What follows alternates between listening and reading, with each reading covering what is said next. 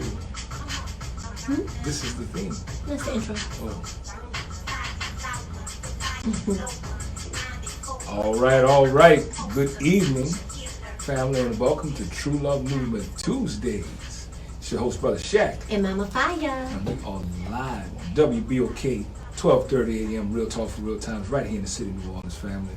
Beautifully warm and hot, melanin activated and popping day, Mama Fiyah. What's happening? Beautiful day. Yeah, it is very warm. My shirt is wet just from driving from the office to WBOK. Shout out to True Love Movement's healing space. Right on. Located in Central City, New Orleans. That's right. Yeah.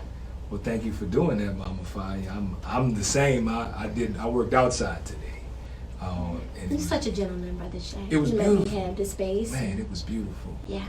I mean, it was just as good for us, working outside right there on the water and the sun. And oh man, and one brother said, "Man, how you always get good days like this when we come out?" He said, "I need to get connected like you," because it was at that time it was maybe 1 o'clock and the weather was just perfect, What people be saying?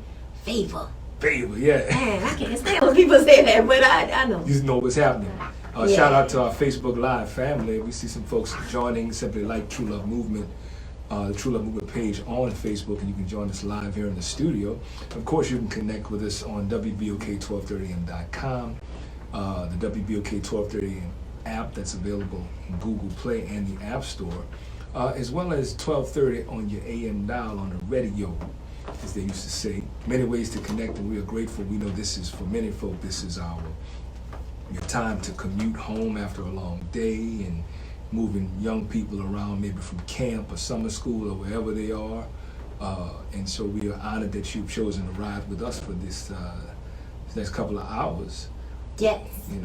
So many things that you could be doing here in the city of New Orleans and elsewhere. Shout out to our out-of-state folk too. We got a lot of folk from out of state that join us. They tune in and share with folks and share this show with people you respect and folk you would like to visit with as well. Family, we're going to give again another shout out to our Facebook Live family. They joining in. And you also can invite folks to the show on Facebook as well, because this is the live show, right? Yes, you can also start a watch party. Yeah, that's a nice little feature. You want to tell your friends to come on through and we can talk about it together. How about that? Right on. Yeah. We got to use the tools, I think we use social media for many different things, but definitely we can use it for powerful things. Right. That's we use it for good and fighting injustice and these kind of things as best as we can. That's right. Yeah. That's right, because it wasn't intended for us to do that with it, so we got to flip it and make it purposeful. Mama Fiyah too. Something we're getting close, because I've seen, speaking of the social media, there was a memory that showed up the other day about Self-Care Summer 2018 from last year. Yeah. It showed up one of the flyers, and that was a tremendous True Love Movement program last year as it relates to self-care. And we've seen even since last year, Mama Fiyah, I think the consciousness grow and expand within our community around the concept of self-care, and people are talking about it now publicly and having intent about it, and I think that's great. I think that's an indicator about the impact of last year's, full-on summer-long campaign. Yeah.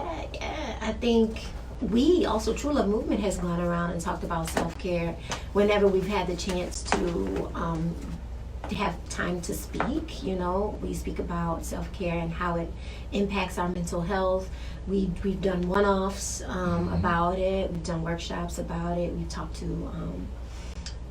to our people that we see about the impact of intentional self-care for Black people, for people indigenous, whatever you want to call us, indigenous, Moorish, original, right? Whatever you choose to call our people. We use the term Black to galvanize us, and also connect us. You can call us African, you can call us Afro-American, whatever you want to call it. I know we choose to use Black.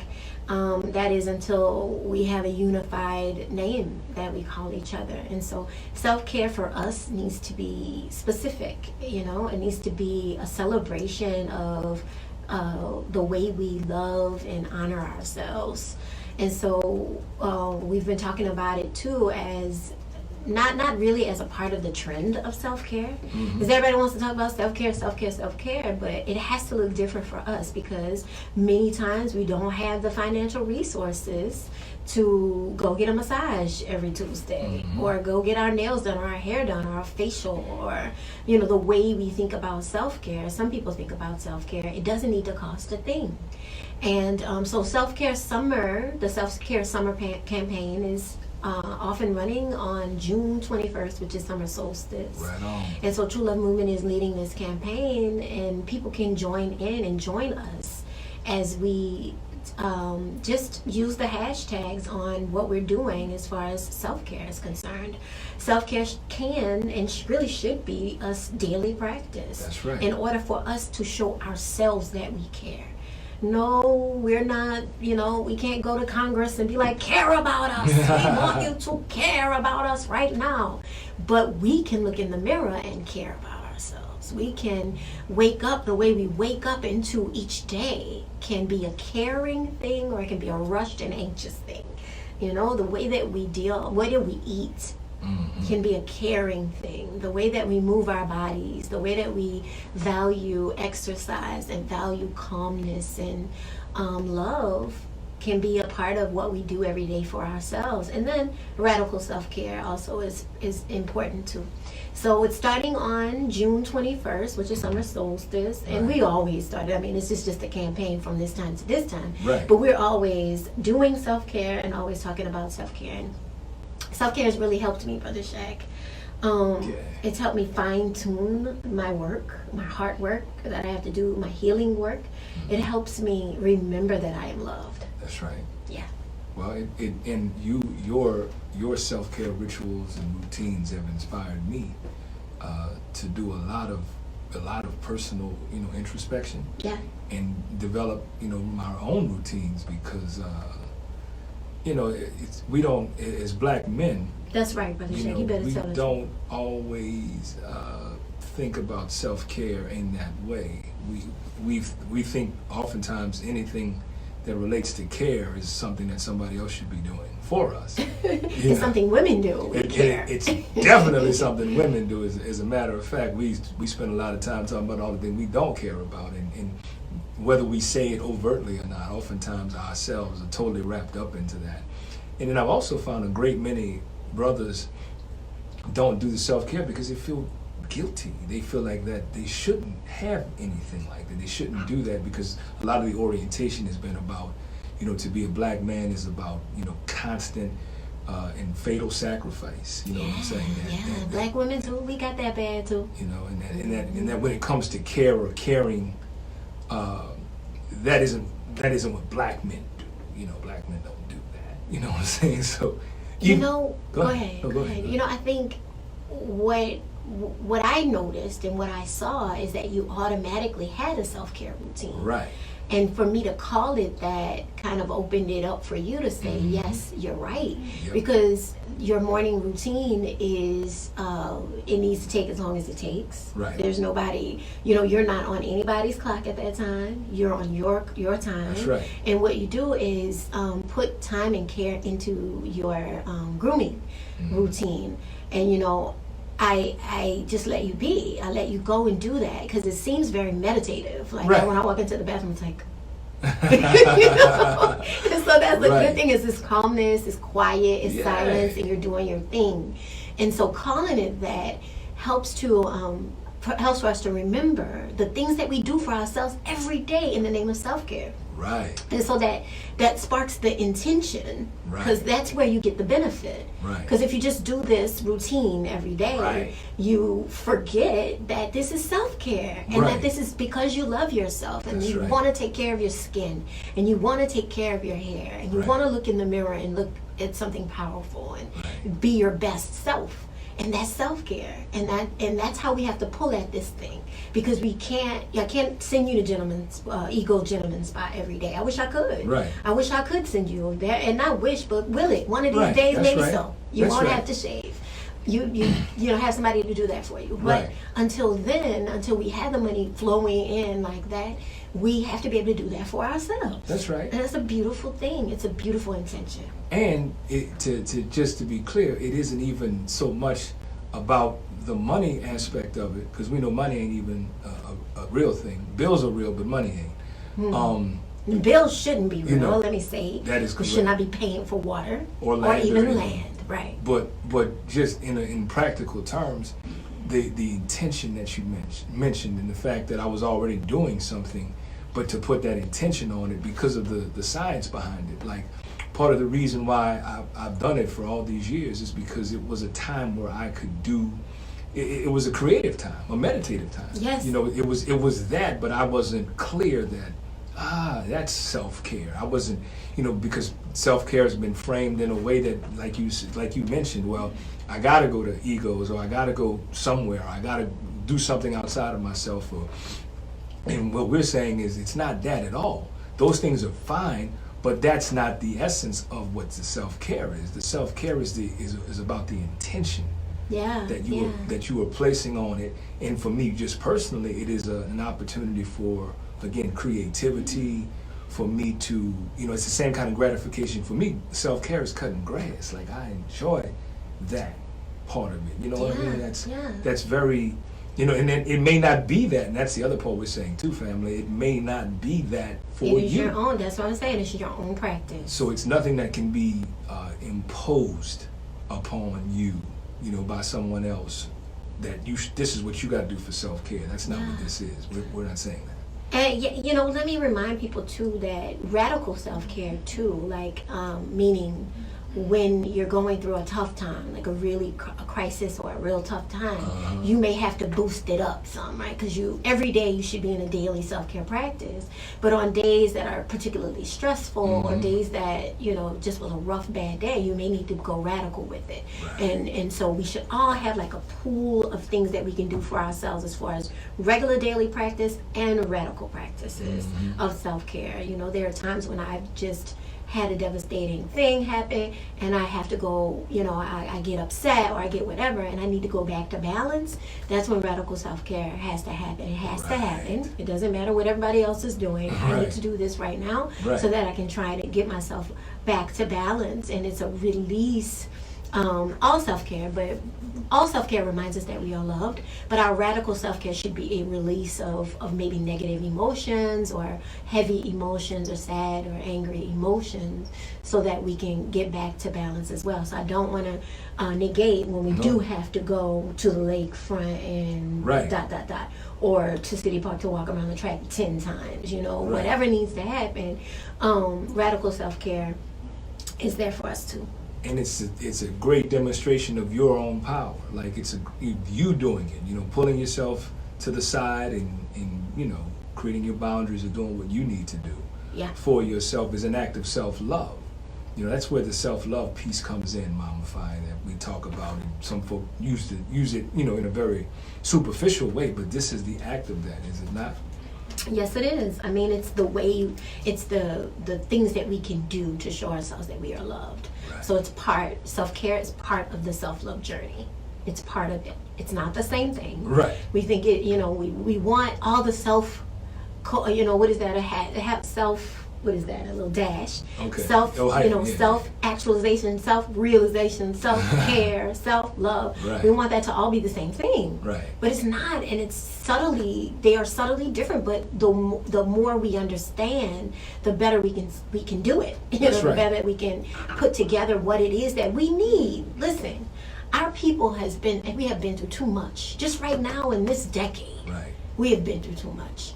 And so we give up, we raise up our hands and we say, man, I can't do nothing. Right. But you can. You do have the control at least to take great care of yourself. You know, and I'd like to call attention to, like, when you were talking about the spelling out, you know, the self-hyphen and self-hyphen, or the dash, to the degree that we have to self, you know, and hyphen is an indicator of how far away we have gotten from ourselves, about how distant we really are, that we actually have to identify and say this thing is a self thing, and it's not in adversarial relationship with something else, because that ends up being the other part of it. Man, I really need to do that for myself, but you know I can't because these children. Take care of my children. I got to do this. Take care of work. And as a brother and I were working just today, we talked a little bit about his own habits and patterns, rather, his coping patterns. And one of the things that had frustrated him, he got to a point where he was frustrated because he says that sometimes when he'd run into difficult situations, instead of him using his tools that he has, he would just kind of ball up and just get frustrated and do nothing. Yeah. And he noticed that about himself in terms of a pattern. So he journaled about it and he looked at it. And so as he and I talked about it, what I was able to explain to him or bring him into the understanding of that, in responding that way, it allows you to maintain a victim narrative.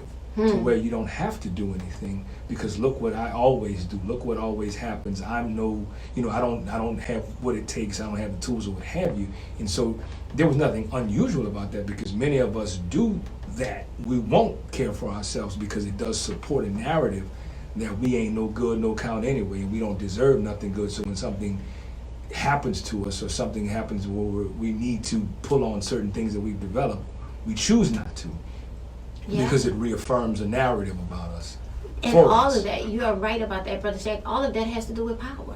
Yep. You know, if you're feeling powerless, completely powerless, you haven't identified your own personal power, then that means that you won't do anything because you don't think you can. Right. And so when we have gotten our own personal power, at least you can do is take great care of yourself. That's right. Take great care of your body. Take great care of your mind. And take great care of your spirit. Those things you can do. And it's tough. I mean, sometimes we don't feel like doing anything. We just lay in the bed. Grab your journal. Right. Grab your journal. Journal writing. It's a daily practice is self-care. But it can also be radical self-care as well. There are times where I just feel like I need to tell somebody something, and there's not anybody that's going to understand but me. Right. But my journal. And so I can toss things around in my head, but it doesn't release the thing unless I'm able to like freestyle or something like that, or write it down. Right. And I like writing things down anyway because it's documented. That's right. Just the other day, I had a couple of minutes and I was looking through my journal, and I read, I took a spiritual bath, and I wrote something right afterwards. And so I went back to read that in some other time. I read it, and I was just like, it hit me like, wow, don't forget. Right. Right. Don't forget what you learned in that experience and all those things that came rushing into your mind and heart and spirit about it and that you wrote down. So it's a reminder of your process, and it's a good thing. It's a good thing that your higher self is writing it for your higher self when it's time. It's you're doing that for you. Another way that reinforces just how powerful you are, Mama Fiyah, like we all are. Yes, we are. You talked about writing just now, and we're still opening up and more folks are tuning in and folks are joining us on the Facebook Live. I wanted to know, you talked about writing something. Had you just recently written something? Yeah. What's that about? I did. I recently wrote a new blog post, Brother Shaq, right. on Hey Little Sister. Hey Little Sister is my blog, and I'm doing a series about the mirror work in Black women and girls. Huh. So I did my first post yesterday, and sisters and brothers. Right. Because mirror work is for all of us. Of course, I hone into my sisters because I know the urgency of the healing that has to happen for us. And the topic we had for Will Manifest Hands Off Black Women and Girls, we had talked about sisters having hands off of themselves. Right. And so mirror work is a self-care practice. Mirror work is a therapeutic technique that I use with myself and that I use for the people that I work with, for my sisters that I work with. And this is a 7-part series where we're going to dig into why mirror work is important for us and ways that you can do mirror work for yourself. Right on, Mama Fiyah. Yeah. I wanted you to talk about that blog for a couple of reasons. A, because the entries are brilliant. And B, because I don't know that everyone knows that you also have a blog. Because, you do one or two things. And I think sometimes folk either forget or in disbelief that, yes, that too. And I wanted you to share about it because number one, it's great.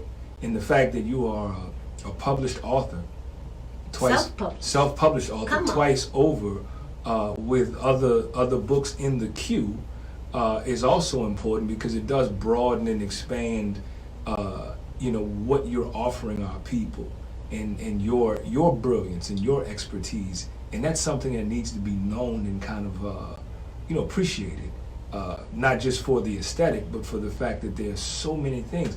The brother today was another brother was saying something today about spending a lot of time on YouTube anyway, because he watches YouTube. He said, "Man, I watch, all the shows y'all have on YouTube, and the ones in the Facebook, the True Love Movement Facebook page that didn't make it to YouTube just yet."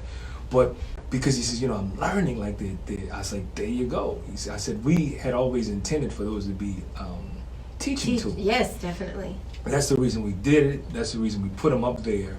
And it's the kind of thing that you can work on whether the show is on or not, because there's some valuable things in there that are not necessarily time sensitive or period pieces, where you can really find yourself in that. Because that's what he said. He said, I was able to find myself in what you all were talking about. I said, well, we can't make this current events related, because then it becomes dated.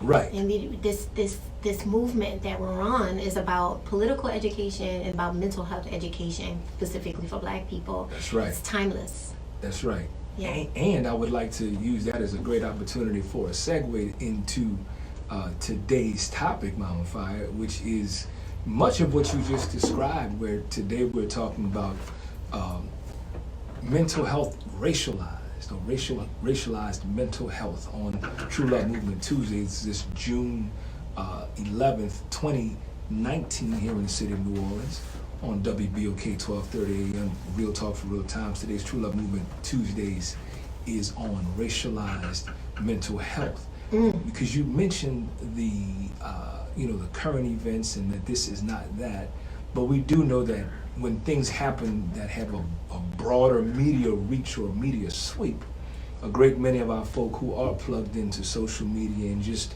the media in general also get swept up in that wave of information or of the day or of the time, and certain things that we may have already touched on could be re-stimulated in their thoughts and minds, or they could just have an experience, well, wow, I didn't think about that, because they didn't hear it from us. Like, they may not have heard it when we said it.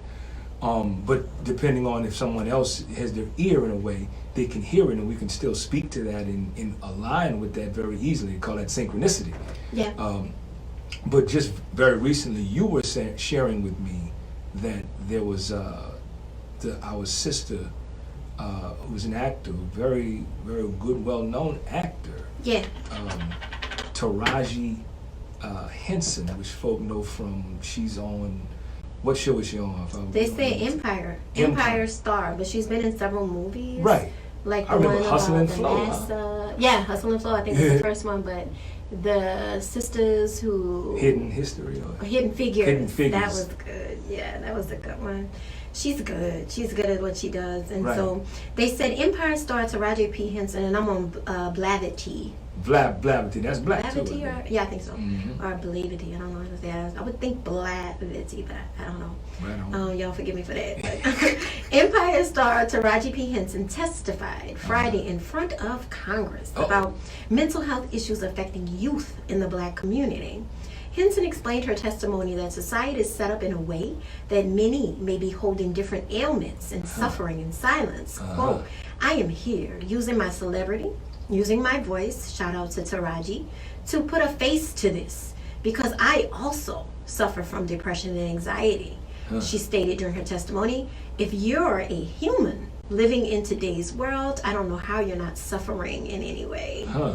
The Congressional Black Caucus launched a task force on mental health issues affecting Black teenagers in April. Right. So yeah, she went to Congress to talk to them about mental health specifically for Black youth, but specifically for Black people.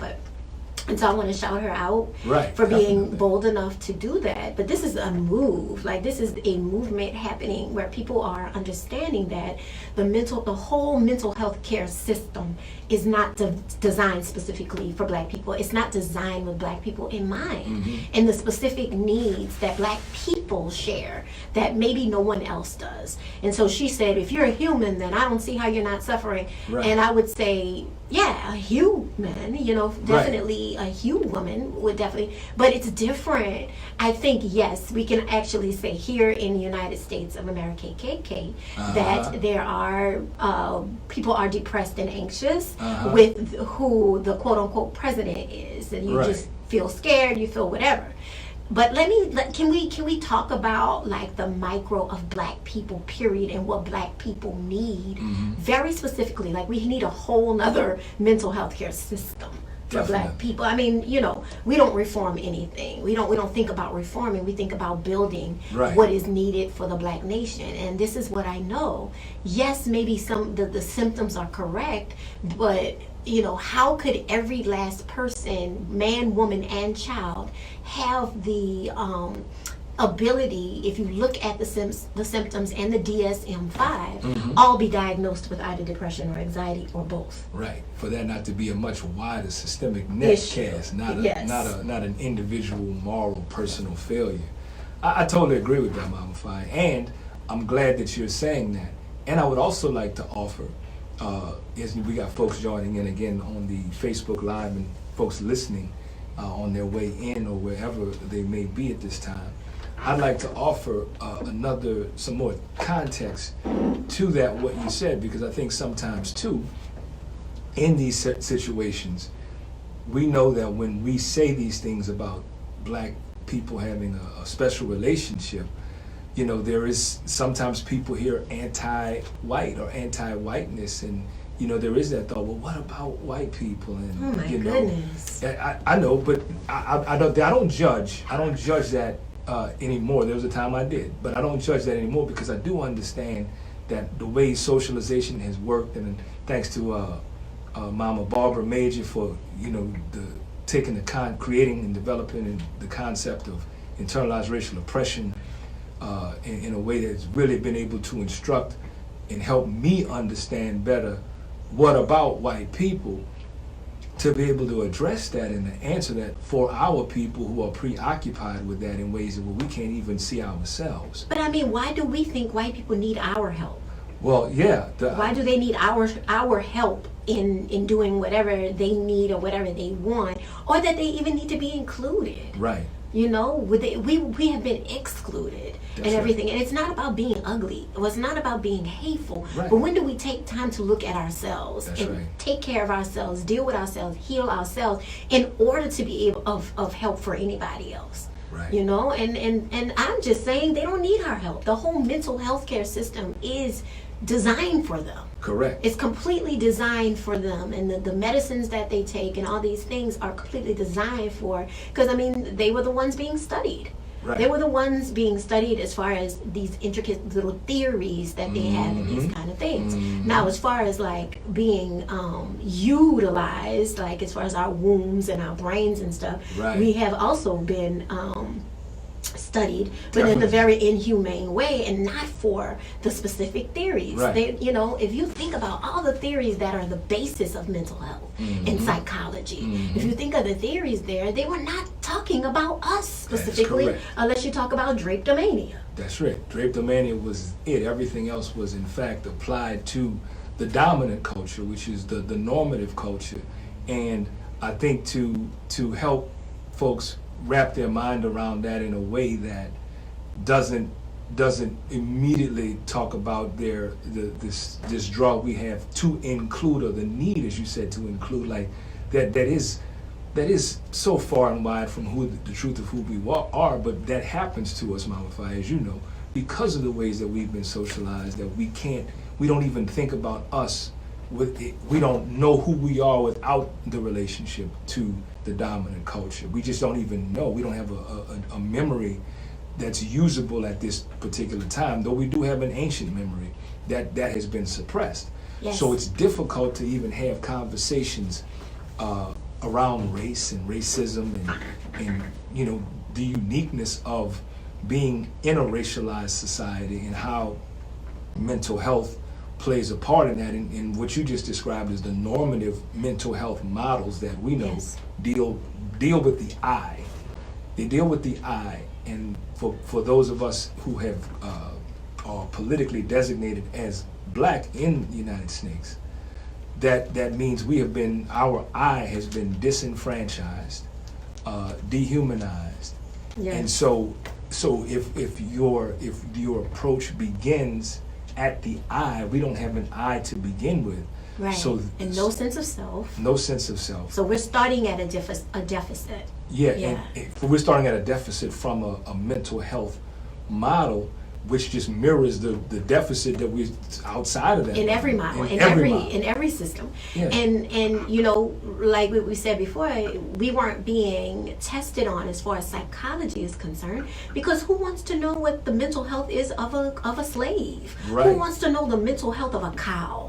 Who wants to Right. know the mental health of an animal, someone who is not quote unquote human? That's right. You know, think about that. Right. The basis, like if we go back into the history of mental health and the history of psychology, we'll realize the foundation of it are very, you know, these are old kind of things that we built Very psychology and mental health off of, and it doesn't include us in the understanding of the things that we've been through. Right, and those things that we've been through, being the multi-generational dehumanization that racism, you know, inflicts upon all people, because the other part, to round out the conversation and also to allay the, I guess, some of the fears or uneasiness I would describe, Mama Fiyah, quite possibly for some of our folks who are listening or joining us or watching who may or may not be as acquainted with True Love Movement or True Love Movement Tuesdays, is that those who have come to be called white in America, those people are also oppressed, and I know that you know that's not often thought about, It's true. particularly in a way that lends itself to equity. You know, we think that only black people are oppressed, quote unquote, by so-called white people, but that racism oppresses all people. Yes, and it's the whole system, even of capitalism, oppresses people. Oppresses all people, and that is important to lift that up, because we're not confused about that. Now, what our good mother, elder now, Barbara Crane Major, so beautifully did was to, you know, lay out the internalized racial oppression in two forms: the internalized racial superiority, which for those people who have come to be called white that I was just referring to, they experienced that. They've internalized this idea that they are in fact, you know, perfect, they are professional, they are good, they are all things, they are the standard, they are the model of humanity. They've internalized that concept, and for them to be able to maintain that internalization, those of us who have come to be called, or those of us who are politically designated as black by them, have to feel inferior in every single way. So we have to feel angry and guilty and ashamed of our situation, and we have to be lower or lesser for them to feel better. And because they set this thing up for their benefit, that is the way both oppressions lay out. Because we know that there's nothing inherently superior about those people who have come to be called white. We know not in genetically or intellectually or anything else. Yes, right. So it's an ideology, therefore it's a belief system, it's a philosophy, and that's exactly what it is. It's nothing more than that.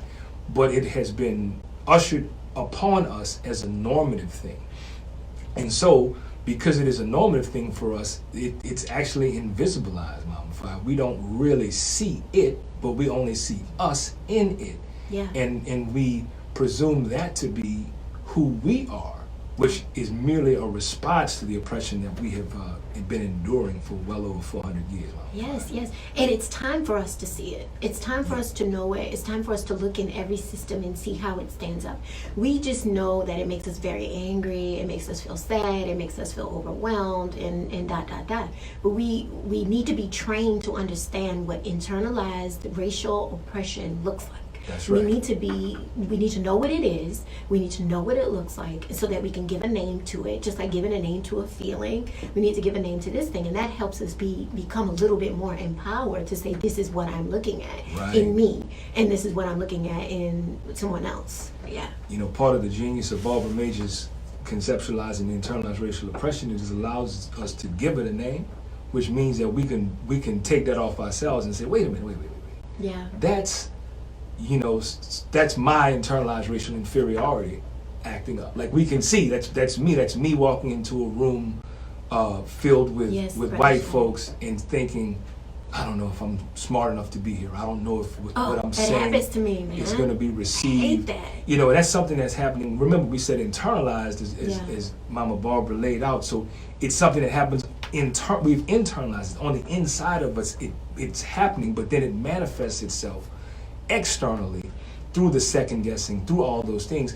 And we even have this too, where those folk who have come to be called white folk ain't even around. This happens just really with our own selves, that we bring them into the room, like what you just referred to. It's very difficult for us to speak about our own scenarios and our own situations that are unique to our experience without bringing them into the conversation or into the room too, because we've all been socialized in a culture like that in America to consider white people, consider their feelings. The protectionism is a manifestation of the internalized racial inferiority, yes, where we want to make sure that white folks are always comfortable. Say that again. We want to make sure that white people are always comfortable because we've been trained that way. We've been socialized that if white folks become uncomfortable, then black folks are going to die. That's pretty much how history has been.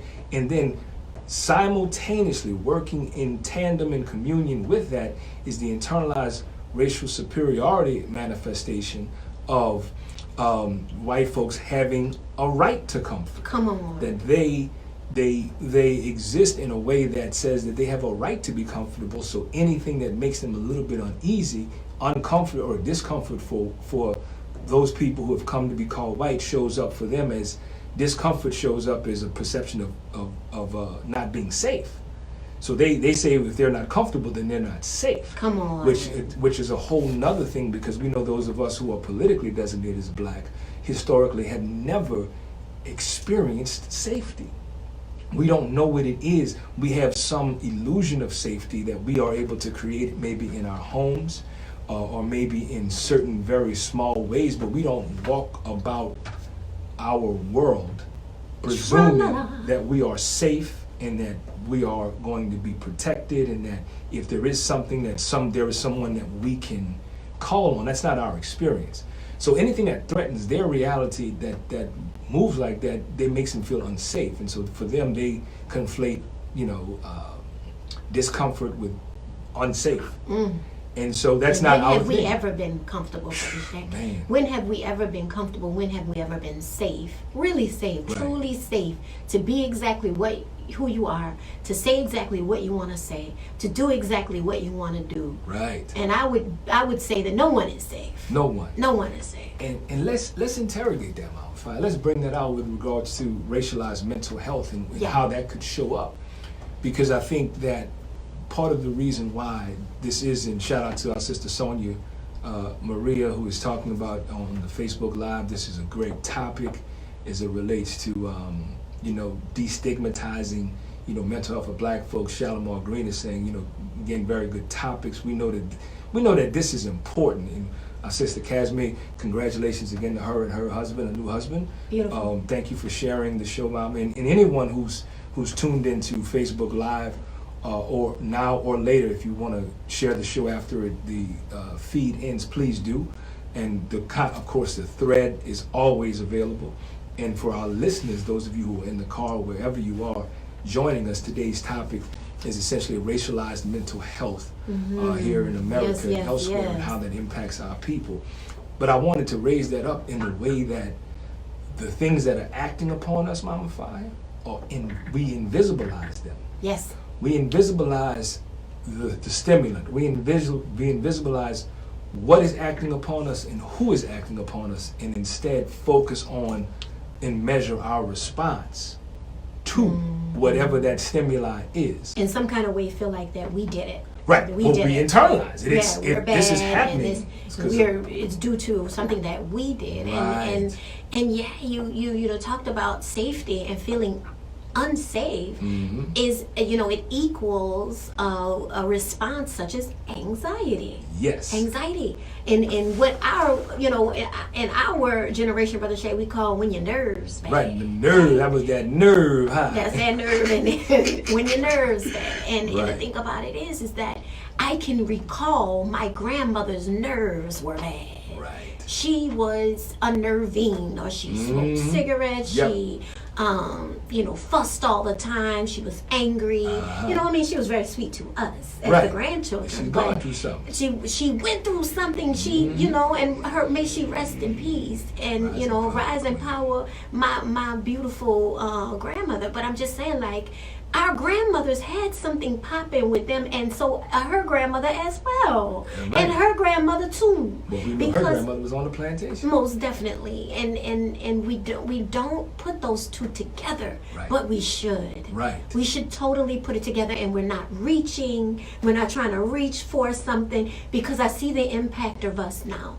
I see the impact, and you ask somebody, and there's you're sitting with them, and you're trying to make an assessment, right? You're trying to figure out what's going on, and so they're able to give you the whole symptoms of what anxiety is, but they can't tell you what triggers them. They can't tell you how they got this way. They can just always remember being this way, and it's gotten worse. And they don't make the connection, and so we go back in their recent past, we go back into their present, we go back into their recent past, we go back into their whole life. No, my mom and dad were together, yeah, they were fine, and yeah, you know, everything was fine, and so they get frustrated because they think it's them. They're broken in some way. Their nerves don't work like everybody else does, or their brains don't work like everybody else does. And listen, I understand when, you know, there's a chemical issue, or there's something going on with your brain, but this is what I know.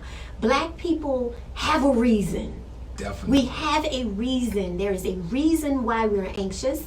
There's a reason why we are depressed. There's a reason why we have stress disorders. There's a reason why we have mood disorders. And just all around behavioral health issues. Just like physical health issues. It's all really one thing. That's it. It's all really one thing. And so we want to look at mental health like you look at diabetes, right? Oh, you ate too much sugar. Shame on you. You did something and now you're sick. You know, why were you eating the sugar? That's what I want to know. Why were you eating that way? Is it because all you had was a food desert around you, and all you could get to was a time saver? All you could get to was the corner store?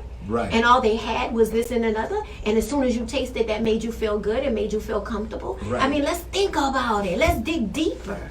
Mama Fiyah, you just eloquently described, and I don't want us to move on from that too fast. You eloquently described that this is a, you know, that I get a funky attitude when yada yada yada, but once I get them little Snickers or whatever, you know, then I'm good. You know what I'm saying? Like they don't see that, because, you know, if you have an addiction, if something is identified as an addiction, then there's this perception that, well, something's wrong with you. See, you're weak because you got an addiction, man. You mean to tell me you're gonna let that stuff control you? You gonna let the hot fries, or what's some other stuff, sugar cookies or something, man, you gonna let that control you? You mean to tell me you gonna act stank with me all because you didn't have your daily fix of Oreo cookies or whatever? You know what I'm saying? Like, so it becomes that, and there's not a gaze, an inward glance, at least, on what happened before that. From an analytical standpoint, it's just that, look, I don't know about all that stuff. I just know I gotta have my Cokes. I like Cokes, and I need to have my Cokes, kind of thing. And if I don't have my Cokes, boy, my nerves. That's my nerves bad. Nobody come asking me nothing. Not realizing the more Cokes you drink, the more your nerves are gonna be bad and shot. But let me tell a story. One of my little sisters, Sharita, shout her out, the Honorable Sharita, and I think she got a whole nother different name. Brown Gypsy, right? No, it's like the Ariel Aqua now, or something like that on Instagram. But I'm shouting her out because she's a young woman, but she's also like pushing the conversation about mental health. And so she did like a documentary on depression. And so she asked Brother Shaq and I to come, and I'm so glad that she did, because she's not trying to like swim through this water in the dark, murky water by herself. Right. She wants to bring people who have a little wisdom about it, and you know, who just so happen to be licensed in mental health and can actually talk from that perspective as well. And so we watched the documentary. It was profound and very beautiful. Yes. We started talking. We did a meditation, and we started talking about mental health. And I started bringing up like the chemical part of mental health, because there are people who have some kind of chemical imbalance in their minds, and they also get depressed or, you know, have a mood issue or whatever, and that Right. and they can actually see that on brain scans and these kind of things, and all of that is documented and Right. scientifically proven on white people. You know, Correct. let me just say that. Say that, but say the whole thing on white people. Yeah, on white people. So the young man, brilliant young man, we know him, Brother Shaq. He said, well, let me share this. Let me share my story. He said he went through life depressed, and he was always depressed and always suicidal until he gave up sugar. When he started giving I up remember sugar, that. then he made Yeah. a transformation. He was like, so I know that it's chemical for me. Right. And I was like, now wait a minute now. Let's go a little deeper. Why were you eating sugar? Right. Why were you eating junk food? Why were you doing these things from the beginning? Like if say we would have, colonization never happened, Right. and we would have been left alone. Let's That's just right. say, had we been left alone and not colonized, what would you be eating? What would you be eating? White sugar, the way that it is processed, and let me just say this, we shouldn't be eating anything white. There you go. You Including shouldn't drink, bread. You shouldn't be eating anything white. You shouldn't be eating white bread. You shouldn't be drinking white milk. Right. You shouldn't be eating white sugar. You shouldn't be eating white potatoes. You shouldn't. I mean, come on. The list goes And on it's and on. interesting. Because our bodies, our Right. melanated human bodies, can't deal with that. Right. It turns into sugar inside of us, and That's we get right. sick. That's right. You know, we be thrown off body, because I know he said he was really overweight as well. Mm-hmm. So your mind, body, and spirit are one thing, and they Correct. all are affected by the way we eat. But why are we eating this way? Why are you eating like a poverty diet, brother? Right. It's because you were born and raised in poverty. That That's is why. correct. Now, why were you born and raised in poverty? Come on, let's That's go right. there. Let's That's go right. there and stop, wanting to talk about mental health only to a certain point. Right. We only want to say, well, people don't really even know about mental health, Your Honor. Yeah, it's true. People don't know. Right. But they also don't know this. That's right. And the Congress, if they know it, they surely don't want to talk about it. Right. I mean, just the whole way that she could be there talking to Congress about something that essentially that was caused by the same forces that developed the Congress. I mean, that's the Come on, irony. Brother Shay. That's You're the irony taking it of there. Well, that's the irony of it, and then because it has to also go with a certain dissonance, meaning that in order to even have a conversation like that, you've got to invisibilize again the causation for it. You have got to invisibilize the fact that, wait a minute, I'm going to the people who were created, or the entity rather that was created by the people who set in motion systems and institutions that are feet of oppression on me, that cause me to respond, have a very normal human response to the systems and institutions that make me want to escape and feel better. Yeah. My quote unquote well-being not being so well that I reach for outside of myself various substances that are also sold essentially by the same entity Come on. that You're taking created it there. You're taking this us thing there. to feel better. And now I'm going to them to say, what's going on with people like me is different than what may be going on with other folk. I mean, that's really what's happening. And so in order to do that, you've got to have a level of cognitive dissonance, or just the dissonance in, or the disassociation that this thing is something that emanates from you. And I'm raising that point, Mama Fiyah, because there again, we invisibilize what caused us to do the things that we did, but we make visible us in it, and how we were complicit in it, and we don't even see anything beyond us. And that is the way we've been trained to see. We've been socialized that way, which keeps us from looking at the obvious, the what people call the pink elephant in the room, racism. And the reason why we don't look at the racism part of it is because we're not really clear about what all that is. We don't necessarily have a working definition of it. And so if we happen to say it's racism, because the fact that in order to have a conversation about something, we're using the language of the people who oppressed us and put us in this condition.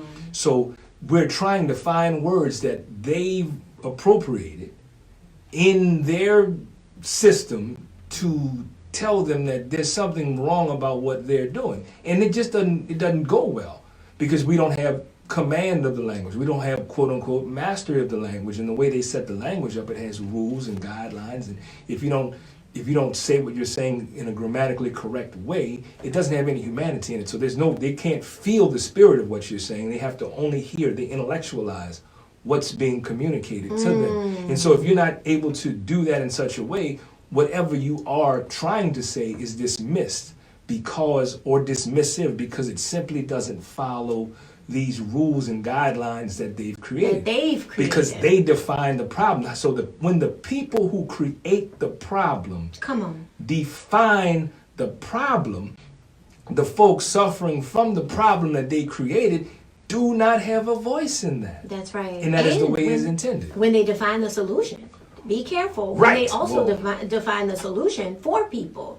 Do we have a caller? I think we don't. The phone lines are cycling in such a way, but we will use this opportunity to invite callers, though, Mama Fiyah, at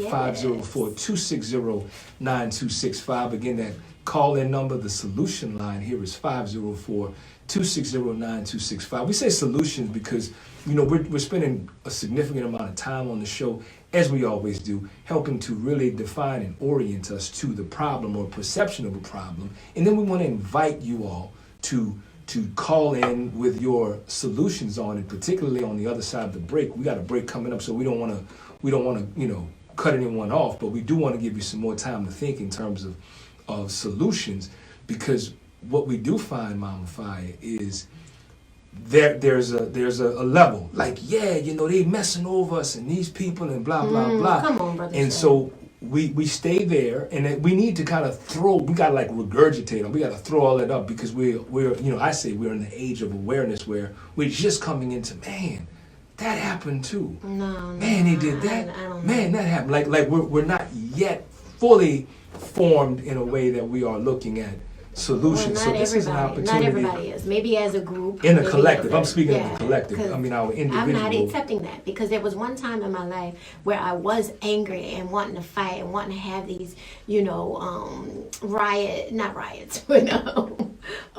picket lines and all these kind of things. And I got exhausted from that and had to do something that would really change us. That's right. Because we can't change them. It's unchangeable. That's right. In the system, because they don't even believe it's a problem. Correct. They don't even see the problem over there. So why would we shake them and say, hey, that's a problem? Right. And they're not even willing to see it. The internalized racial superiority won't see it. That is correct. So it's important for us to know what we can see and what we can do. And so I think, yes, it is about awareness, but it's also about action. And the brother Cornelius Minogue, I was just reading it, yes. he was saying, our entire world has not grown tolerance of other people or people with disabilities. We are going backwards. Love thy neighbor as you love thyself has been forgotten. The love thyself part has been forgotten. Correct. How can you love your neighbor if you don't love yourself? That is correct. We want to move past the rhetoric and go deeper on the other side of the break, family. So I'm Brother Shaq. And Mama Fiyah. For True Love Movement Tuesdays, going deep in racialized mental health, family. Stay with us.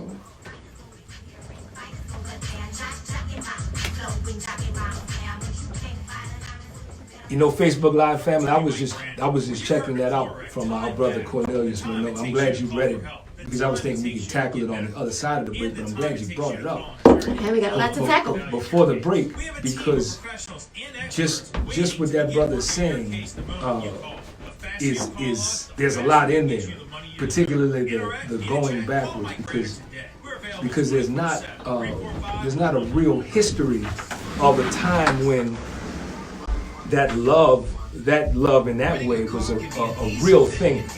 I think there was a tolerance.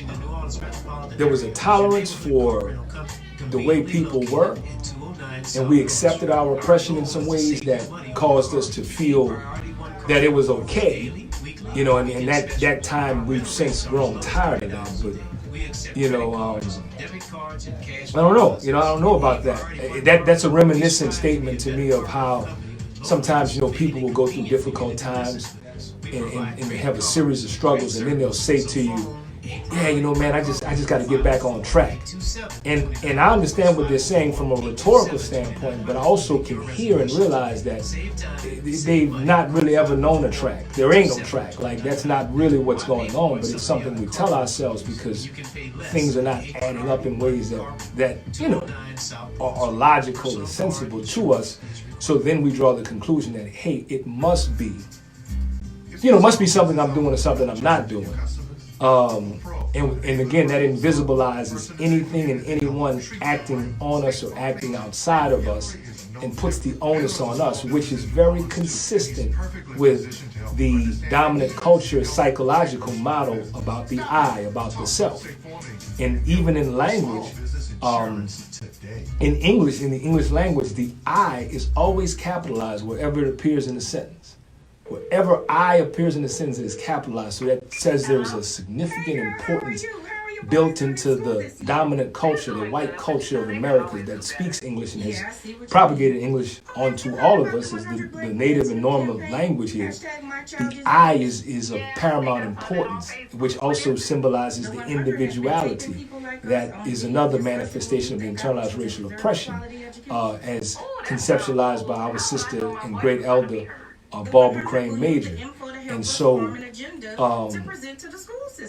the notion that I and the exceptionalism that somehow, you know, I'm having this individual experience is a farce. We are having a very collective experience because we are collectivized in this power arrangement within this racialized society. And inside of a racialized society, all things are racialized, particularly and especially as today's topic is zeroing in on mental health, and that mental health too is racialized in a racialized society. And we're talking today about how it shows up. So we give thanks for your comments and also you sharing this show with folks that you respect. It's very important that we communicate and utilize social media as a tool, Mama Fiyah, to disseminate information and spread knowledge and share information and ideas with people that we respect in our network. Yeah, so that's right. You use it as a tool. That's right. But Jess said that we're gonna have a caller that's gonna ask us about God. That's great. We can talk about God. Yeah. Thank y'all for tuning in. Thank y'all for being here, and thank y'all for waiting for the other side of the break. We want to shout out our engineer, Jazz. We love him so very much. He's so supportive of WBOK 12:30 a.m. and so supportive of the True Love Movement. Our True Love Movement Tuesdays. There you go.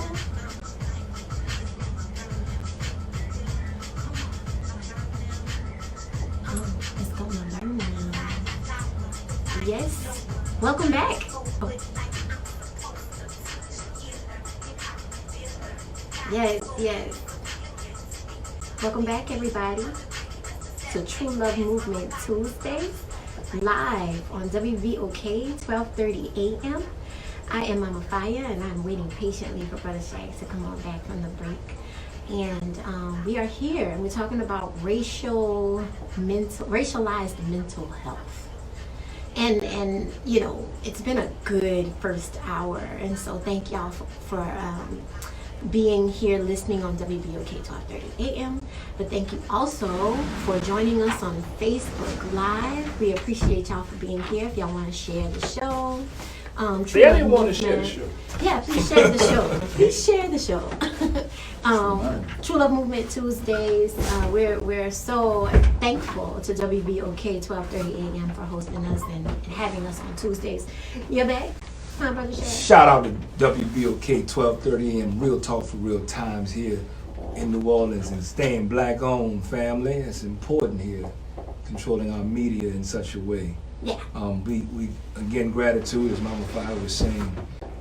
Shout out to our Facebook Live family who've been commenting and sharing the show, and in considering what we're talking about here today on True Love Movement Tuesdays with racialized mental health here in America, is our spirited discussion, or at least talk on the break too about some things. And it's a great way to bring in our callers. Of course, we've got the lines lit up, family. We talked about this on the other side of the break, that we're inviting you into the conversation with solutions at 504-260-9265. Again, that solution line is 504-260-9265, and we got the lines lit up. And so we want to go right to our callers. Again, you're live on WBOK. Thank you for holding. What's happening?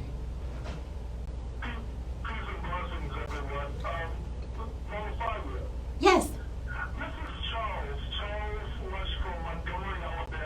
Hey, Brother Charles, how are you?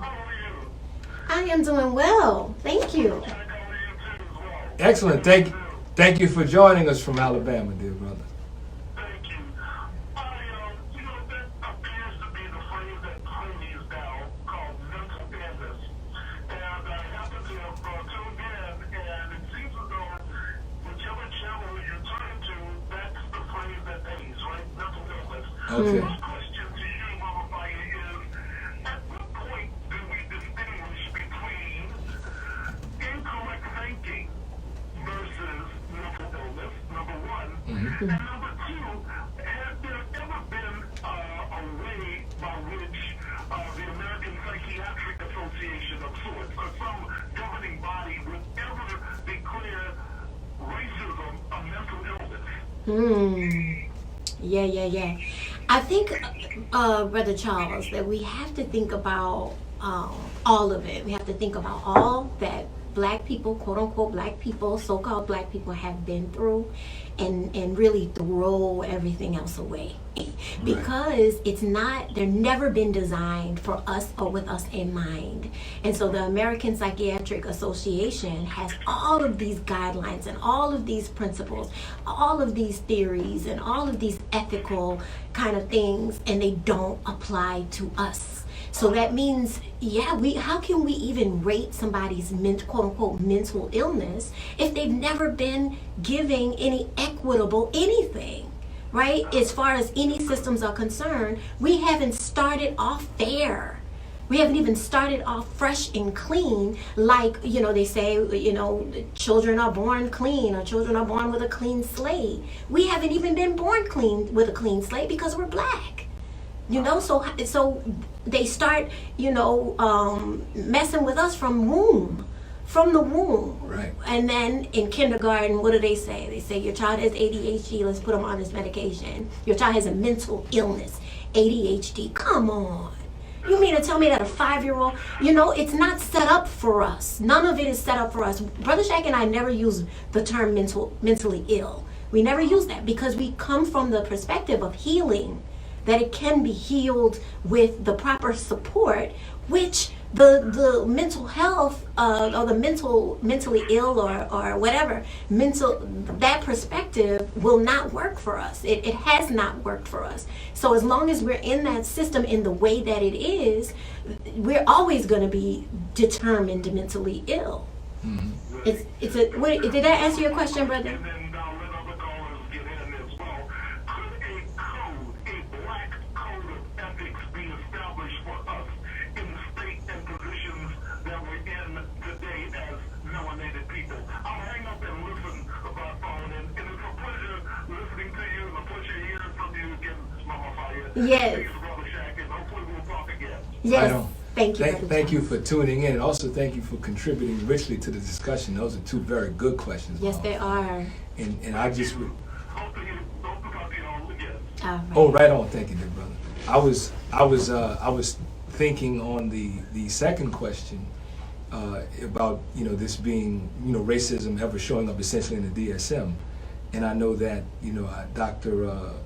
Another great elder, Dr. Joy DeGruy, has been working on getting post-traumatic slave syndrome disorder into the DSM, as well as post-traumatic master syndrome disorder into the DSM. Yes. Which again is an expansion of the internalized racial oppression or model, or internalized racial superior and internalized racial inferiority from Sister Barbara Crane's, Barbara Major's conceptualization, because as our brother Charles was talking about the mental illness question, is that any conversation about an illness of any kind is incomplete without the cause of the illness. Right. And see, that's whole spill. typically what happens. You know, whether we're talking about mental health or physical health, someone will identify an illness based upon symptoms.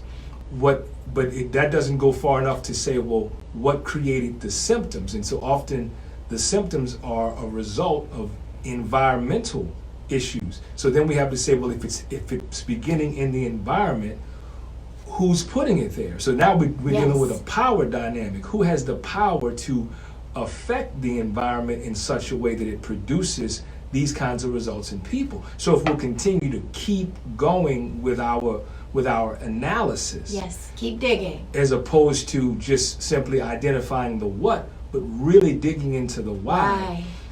And so that's a skill. That's an actual skill, and it's a skill that, as I ask young people and not so young people all over the country as I travel about their training as it regards to critical analysis, and 99.9% of the people that I encounter that are our people mention having no class titled critical analysis, no real intense development of analytical skills, and it isn't part of their normal way of viewing, normal way of being, and it isn't because there's some deficiency again on the parts of black and brown people. The fact that we are responding to this oppression and really at best trying to survive it keeps much of our existence in root chakra, whereby much of what we're doing is fight or flight. We are specifically trying to survive, and because we are trying to survive, in that root chakra, the lower self as they call that, we're not ascending to higher thinking because our focus is on survival. And so just the survival is simply not dying or not being killed. It doesn't give us contemplative space to be able to interrogate and analyze the who, the what, and the why is acting on us. And so because we can't see that too is invisibilized, our focus and intention becomes on how well we can deal with the oppression, how well we can take the punch, how well we can bob and weave, as opposed to who the hell is swinging at me, and why are they swinging at me, and how are they swinging at me, and so it's intended for us not to get to that contemplative state. So there again, I think the idea that we're talking in terms now of making the invisible visible, not for depth, but for sanity's sake. This is a bridge to our sanity so that we can understand that there's nothing inherently wrong with us as black people, and that the greater majority of our behaviors are rooted in responding to the onslaught of 400 years and over 100 million lifetimes of oppression being inflicted upon all people, but hitting us. See, that oppression hit different when you're black. Come on, Brother Shaq.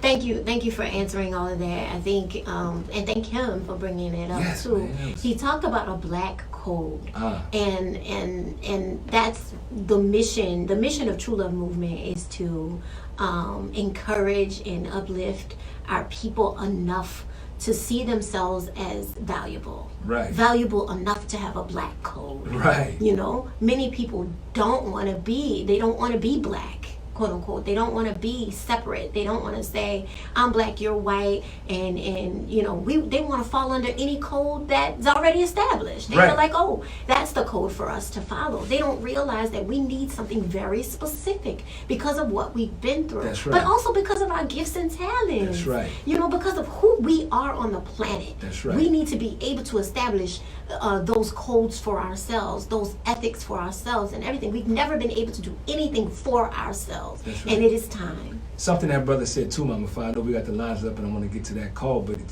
it's kind of like a splinter in my mind, because the brother was saying, you know, he talked about, you know, like governing bodies.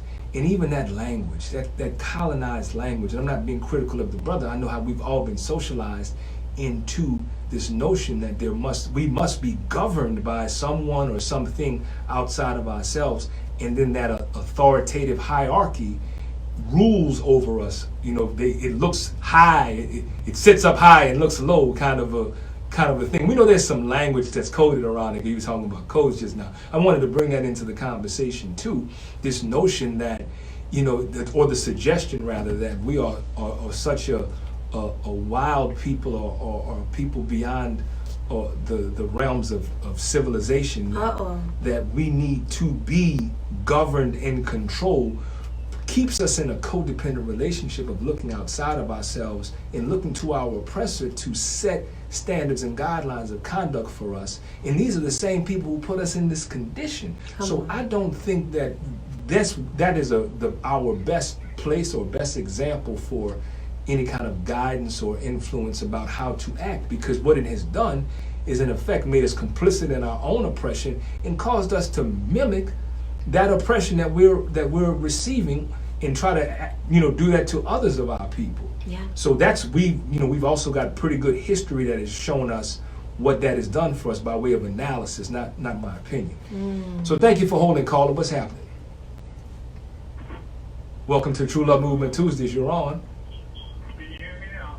Yes. I can. We would ask that you turn down your device or your radio just so we don't have the reverb, but thank you for holding and calling. What's happening? Okay, how you doing? Bob and Joey, I was listening to you. I just wanted to give a little call in. I mean, for the most part, a lot of the conversation I hear at WBOK is pretty intelligent. I appreciate it. Yeah. But every now and then, it'll kind of go a little bit to one side. Uh-huh. And that's kind of what made me call in, which I guess is the point, which is good for the discussion. Okay. But anyway, I was listening to what you were talking about, the mental health and how black people have a special need as far as therapy for mental health. And Yes. this may be reflecting, what I've been going through, and I'm not black, if you want to call it, anything there, but we seem to have lost a big part of the moral compass that would govern our behavior. Uh-huh. We're not raised right. God is definitely absent in the classroom. Uh-huh. And a lot of the authority figures that we look up to for advice are definitely not the role models we should. But I don't hear anybody saying anything about that. Okay. I was wondering, why not? If we could speak to that? It's a big component. It's not a small part. Right. And then lastly, and I'll get off, and just kind of listen to your comments on that. Okay. Which we were just talking about a few minutes ago.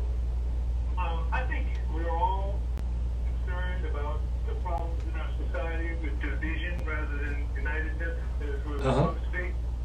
And whenever we talk about us and them and they and we go into this, we're supposed to be one people, under God, indivisible, and all that. Right. And yet we're not talking about doing that. We're talking about being divided and us and them and you and we. And I think the biggest problem that we have is allowing whoever decided to codify the term race, sit down and decide, well, these people will be this race, and we'll call these people that race. That was man that did that. That wasn't God. Right. And, what we need to do is, you can't fix that.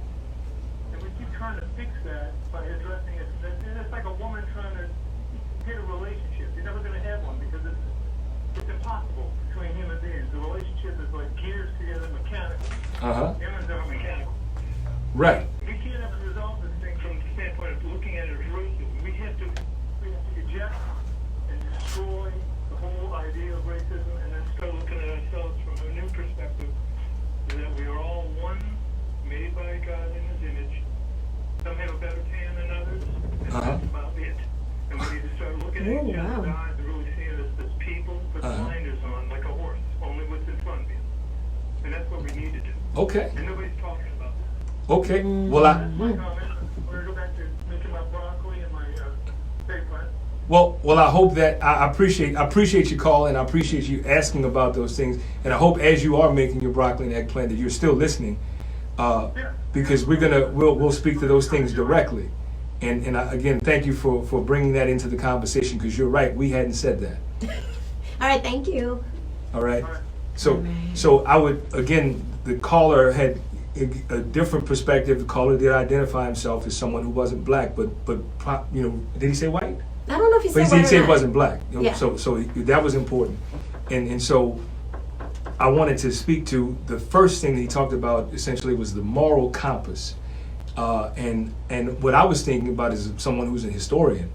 I was wondering if that moral compass was the same moral compass that kidnapped and enslaved African people and brought those people across the Atlantic to build this nation. If that's the moral compass that we got to go back to. The only reason is because many times, depending on how we select to think about history, Mama Fiyah, we remember it from a different perspective. And so it's like that same moral compass. I remember in terms of history, it was 1452. The Pope with the papal bulls declared all non-Christians enemies, and that they were to that the Vatican essentially authorized everyone, and at that time the Portuguese and the Spaniards were big in the game, to go around and to conquer and enslave all people who weren't Christians. So that was backed by God. We are bringing God into the conversation because back in those days, the Pope was the intercessory.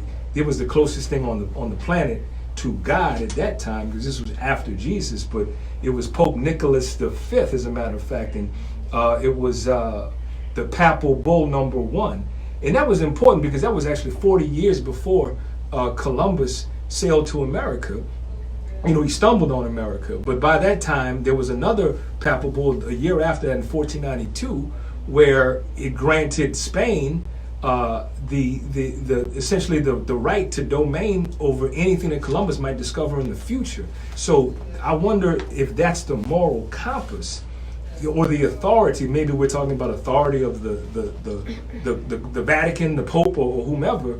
But that's real, and that was also codified because as the caller was stating, the difference, the black and white, those are political designations in America, and we know in recent history that it was Johann Blumenbach who actually at Göttingen University in 1775, right after he had completed his thesis on the anthropological divisions and differences in race, you know, he color-coded the various races because he was a skull collector. And this thesis, Mama Fiyah, was so powerful that all of his, not only his contemporaries, but his elders and people who had been in this game of categorizing human beings and dealing with race, really big upped him for his science. But his science was specious. And what his science essentially did was it made white the model of humanity, and it made black the bane of existence. That, as a matter of fact, the Caucasoid, which was the first skull that he really liked, that he found in a cave because he collected skulls, when he made this one white, he color coded that one white, and the Caucasoid was found in the Caucasus Mountains, Mama Fiyah.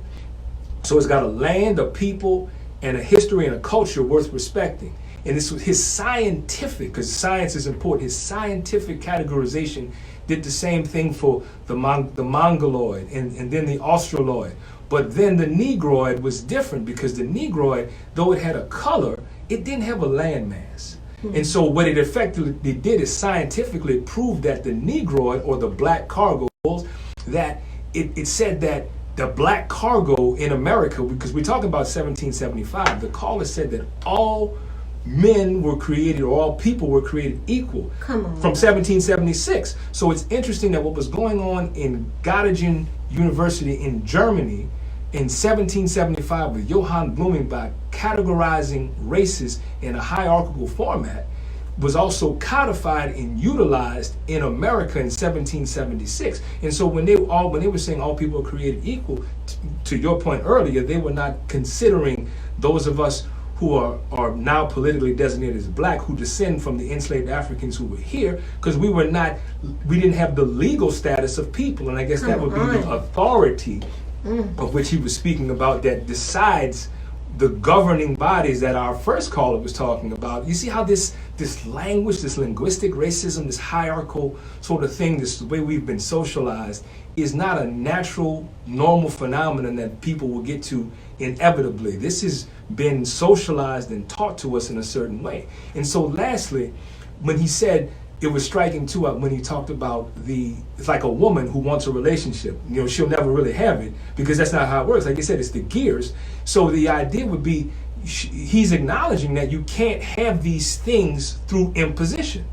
That's what he was saying, because a woman can't impose a relationship on somebody, because imposition only comes with a power dynamic. And we know, I was talking earlier about history, and he mentioned some of the things of the past, even in America, the standard, there were no founding mothers, but only founding fathers. Come on, brother. So this woman clearly wouldn't have the power to impose herself on somebody, thereby correct. She could not have a relationship. So I don't know that maybe that's why we didn't bring any of that up, because it brings us to the conclusion. And I'm only bringing it up through analysis, and everything that I said, family, again, is not something I'm propagating. This is all history. These are things that we can research, and Google will do it. Won't Google do it? Or the card catalog at the library for those of us that are pre-Google. You know what I'm saying? And so it's important. It is good, because as the caller expressed, that perception is out there that, you know, God will fix it. Fix it, Jesus. That all we need to do is believe in God and the God of our fathers. And, you know, the way that black folk were introduced to that particular God here in America was through the slave master. And that the slave master was created in the image of God and his likeness. And that if we will just be good slaves and obey our master, regardless of what kind of master he is, then we will get our reward in heaven, in the land of milk and honey, where the streets are paved with gold. But right now, we got to get our African behinds out there on that field and pick that cotton so master can get that money. Yeah. And those, again, are not systems and institutions that were created by African people for African people in America. That's right. But something else. And you know, thank you, Brother Shaq. I just kind of sat back because I know you would handle that, you know, and really get it in. But I want to thank Bob for calling, and I wanted to say that, like, you know, he wants to be kumbaya. He wants to be, we are the world. He's ready for that, and he thinks it's only right. But you're forgetting, Bob, about white and black. You're saying, why do we always have to be white and black? Why do we have to do that? We did not create that. Who is we?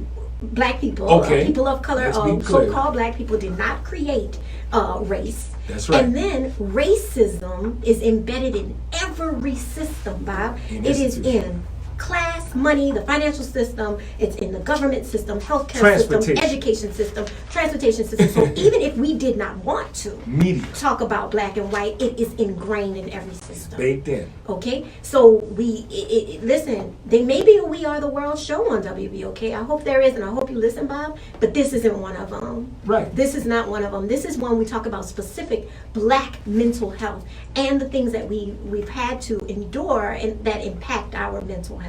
Correct. So thanks for calling. And two, it's easy to do the all lives matter kind of thing, because it is uncomfortable to talk about race and racism, particularly when you're benefiting from the arrangement, because this is a social construct of racism. And so, you know, we ask sometimes white folks, you know, like things that they like about being white inside of, you know, certain undoing racism workshop people. Let's ask that question. And the overwhelming answer is, you know, they never thought about it. They just never thought about it. You know, and it's okay. You can live in a world where you don't have to think about it. Right. But black people live in a world where we must think about it and how it impacts our mental health. And our mental health is directly affected by racism. I think that's the part that is maybe more uncomfortable, or potentially the source of cognitive dissonance. That could black people, today's black people, just be responding to racism? And we know, Mama Fiyah, that an admission of racism by the governing bodies, or whoever, you know, they are, the folk that sit up high and look low, if that's admitted, then that is a game changer, because then there's some obligation to make things right. And I learned through white organizational culture that you never, and this was taught in training, formalized training, you never apologize for anything. And that was because the rationale was, An apology is an admission of guilt. And so if you admit to being guilty, then you're bound to make it right. Yep, and that's why Joy DeGroo's the definition of PTSD and the diagnosis would never ever go into the DSM. Correct. Because every black person would be diagnosed with it. That's right. And everyone would have to get some kind of Social Security because we are disabled because of it. Right. And so that's not going to happen, and that's a problem. And that's why we cannot be using the same system that racism is embedded in. That's right. And so, he talked about unity, Brother Shaq. And I heard, yeah. And we've done shows about unity. We've done a whole show about breaking it down into the unit. Right, And, the unit. and all these things. And so this is what I know. Like, I know you must be able to understand what unity is. Right. In order for you to achieve it. And so for black people, we must unify ourselves. We have to. We have to understand what that is, what that means. And first it starts with the unit. It starts with mind, body, and spirit being aligned. Our people don't even know what spirit is. We are out of our mind, and our bodies are sick.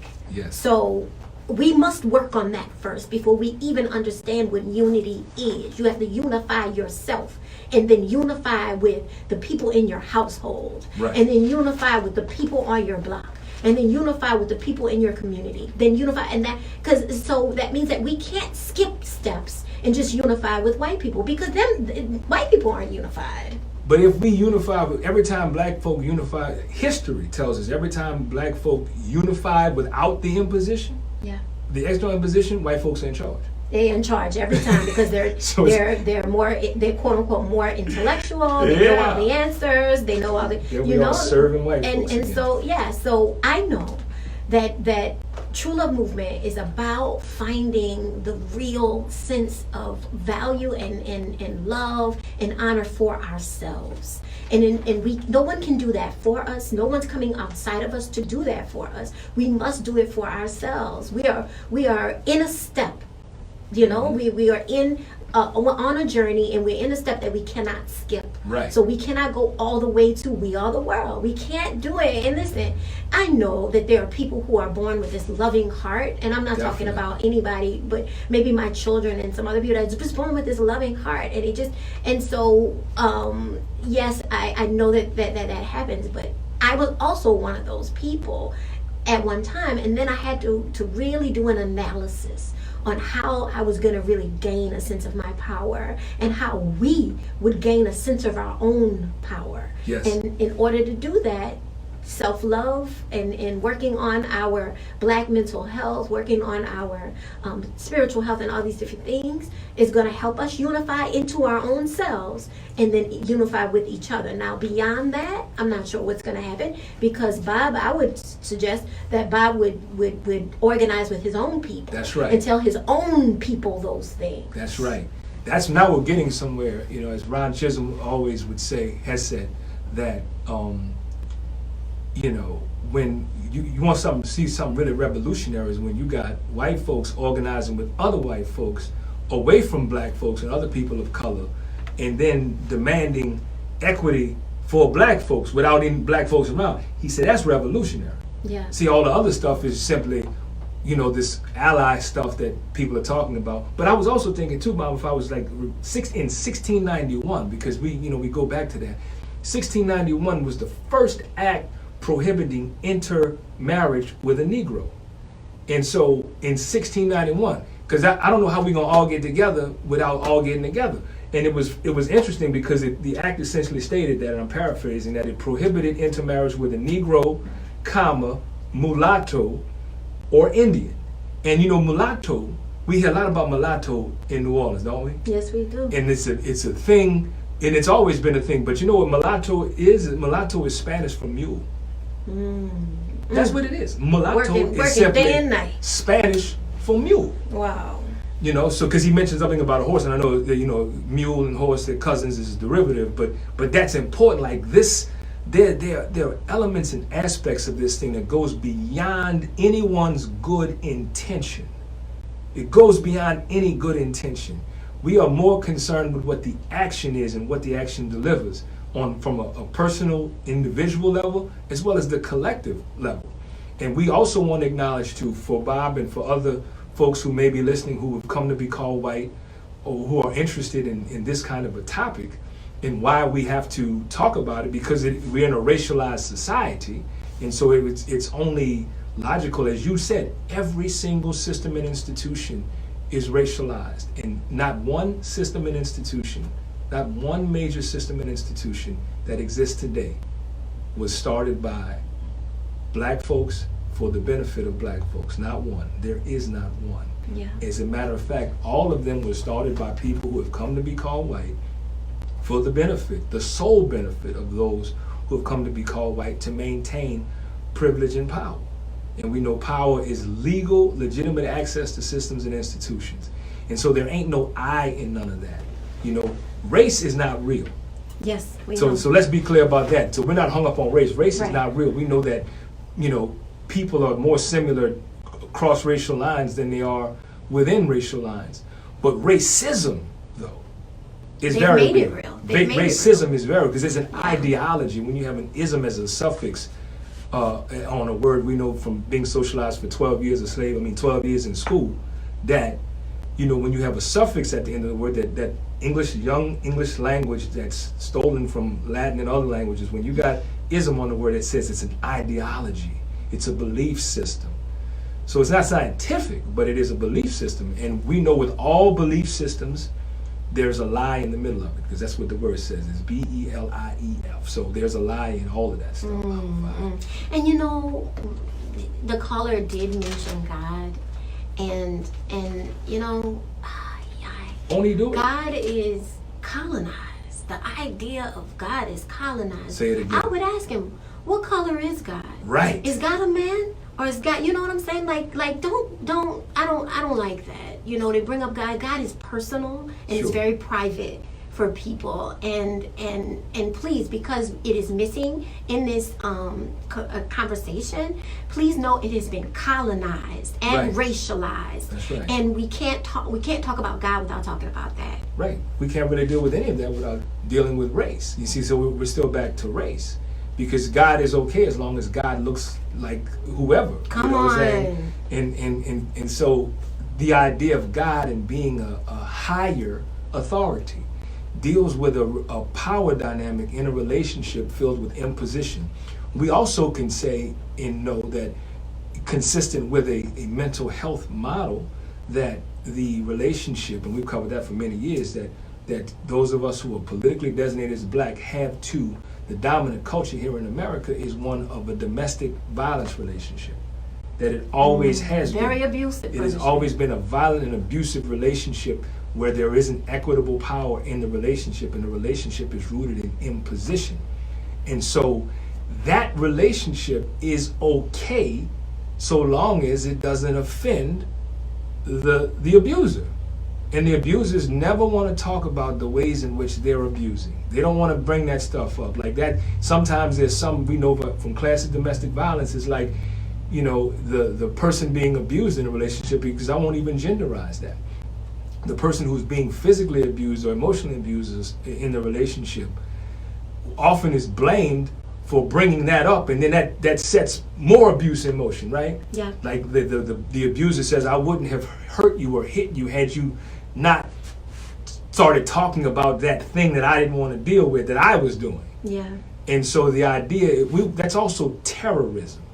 And so there's a big fixation about terrorism, and terrorism being this thing that happens, you know, outside of a nation and so forth. But terrorism is known in the very ancestral memory, as well as the contemporary memory of those of us who have come to be called black, those of us politically designated as black, Mama Fiyah, since the plantation. Mm-hmm. Terrorism has been enacted. That is our responses, our mental health has been compromised in such a way. Yes, it has. That we demonstrate these behaviors that have become pathologized, and our quote unquote blackness has become pathologized in the model and vision of the white mental health model that focuses on the I.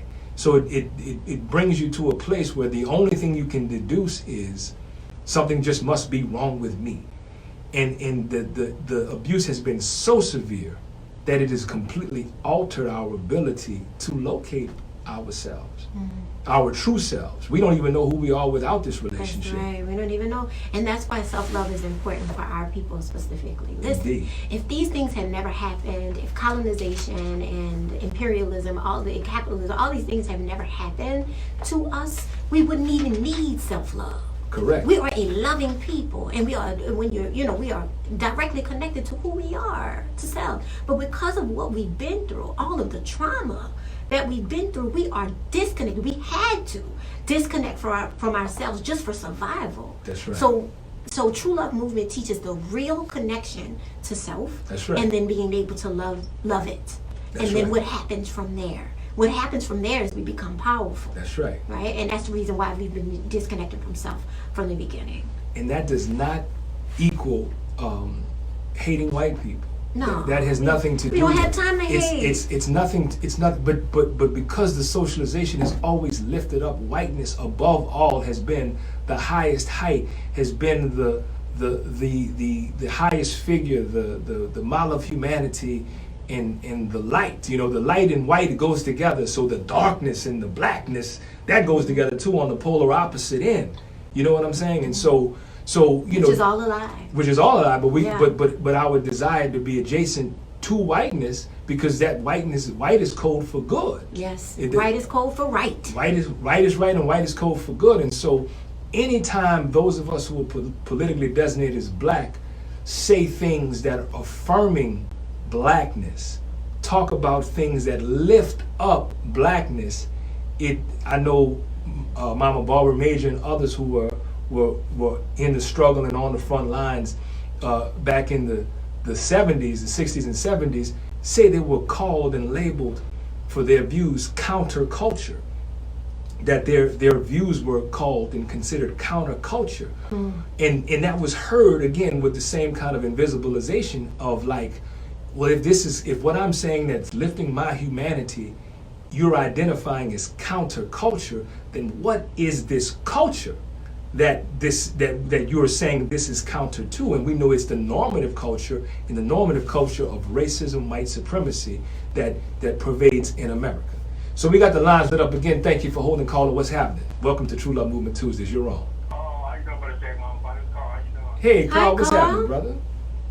I was on my way home from work, and your analysis, brother Jack, was great and very to the point. Thank We you. us living in America, and those are also professionals. I know early on in my social work career, I had to get some therapists, some black therapists, to help me along with my career. Get married to land, and that was awful. Because it was blaming the victim and just had to suffer for grades and Right. always spend the grades. And, but what y'all saying is very true. And I read the Blues work, and Mama Fiyah, you're right, it would never be in a DSM-5. It's just to be too radical for them and to be too on point and correct. Because I find environment, person, the situation, and environment causes us to have mental illness. Definitely. It's unfriendly, it's not kind, and we need to continue to do the work that my brother Dr. Jeff was my mentor and trained me. Oh yeah, Rise and I Power. was on we. A lot of instances, I read a book a long time ago as a teenager by Jackie Robinson. Uh-huh. The title was I Never Had It Made. Right. At the end of that book, he had a poem. Mhm. He said, until all of us have it made, none of us will have it made. And that stuck with me all throughout my career.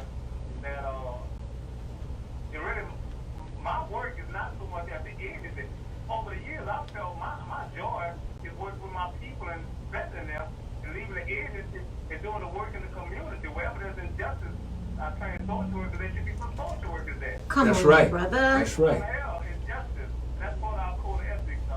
Mama Fiyah, brother Jack. That's right. You're doing some great work, and I'm just enjoying your topic. And we need to be here. You're right, because I always had a world view, and I did doing racism early in my training on social work at Charity, Ron Chisholm, and involvement majors, and Uh-huh.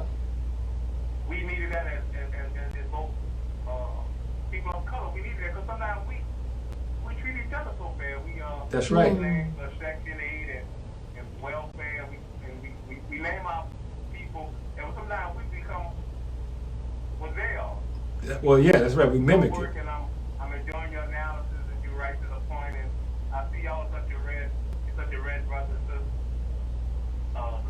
Keep on supporting them, and we can turn this thing around with people like y'all, and with this knowledge and the way y'all coming, even in our area of counsel. Yes, sir. Blame the victim and what they have done to cause us to have these traumas. Thank you. Right on. Thank you, brother. Thank Stay you tuned. for your call, your contribution to the conversation, and your work, man. And your persistence. Yes, for the community. That's right. Thank you, Brother Carl. And let's stay tuned because True Love Movement's on a mission. That's right. And our brother has been working tirelessly for a very long time on the center to support sisters who have been victimized and who are surviving domestic violence and trying to get out of that. Yeah. You know, another great soldier, he mentioned, Ron Chisholm, Barbara Major, and we've been talking about both of them essentially throughout this because they were, they developed this, anti-racist analysis, some 40 years ago. People's Institute for Survival and Beyond will be 40 years in 2020. And so how trailblazing and radical, you talked about that opening up, Mama Fiyah, like radical self-love, and a lot of folks like to talk about revolutionary. 40 years ago, though, 40 years ago, you have black folks, and started by two black men, and then Barbara was the third person to come on. But, these three black folk here in New Orleans, essentially, like, well, how radical was that? They were talking about this then, and just like now, that wasn't the thing. That wasn't a comfortable conversation. It didn't make people feel comfortable. That's when folk were saying, white people. You know what I'm saying? Or pointing to the inside of their palm, or talking about those people, or saying vanilla, whatever the case is. It's like how much have you lost your humanity when you're not able to speak about your oppression and your oppressor? Yeah. Who was that sister that said that if you don't speak about your oppression, they will kill you and say that you enjoyed it? Yeah, I can't think of it right now. Was that Audre Lorde? I don't think that was Audre Lorde, but shout out to Audre Lorde. Yeah, because I know we got so many powerful black women. It might have been Fannie Lou Hamer, Mary Blackwood, somebody like that. But yeah, we'll put it in the what? Because the brother Carl was saying that you keep on supporting me. It's like we support each other. Like I support you. This is not a Brother Shack and Mama Fiyah thing. This is our thing. And it's not a team, because we don't have no team, family. Just so y'all know, because I know a lot of people be looking for a good team. We don't have no team. That is again a white organizational concept rooted in the hierarchical relationship on the plantation. Yeah. And so what we have is Ubuntu, that I am because we are. Ubuntu, I am because we are. Yes. And I think we got the lines lit up still, family. We're gonna take this next call. Thank you for holding. Welcome to True Love Movement Tuesdays. What's happening? Hello, am I being heard? You are being heard. All right, man. For at least 6 centuries, Europeans have disturbed the peace of the rest of the world. That's right. At least. And I noticed, I'm glad the caller called, and I'm glad y'all said what y'all said, because what happens, because of the trauma and attack and assault on us emotionally, socially, and physically, we would have accepted what the so-called nice guy called that. Yeah. Right. It was the arrogance of white supremacy, whether people think he's a good guy or not. Right. And because we've been assaulted so much, many of us would have gone with that argument and said he's right and he's correct and he's good. Right. Here's two of the arrogant things. He said for the most part when you listen to the show it's intelligent. Right. For the most part. So who defines it? I picked it up, yes.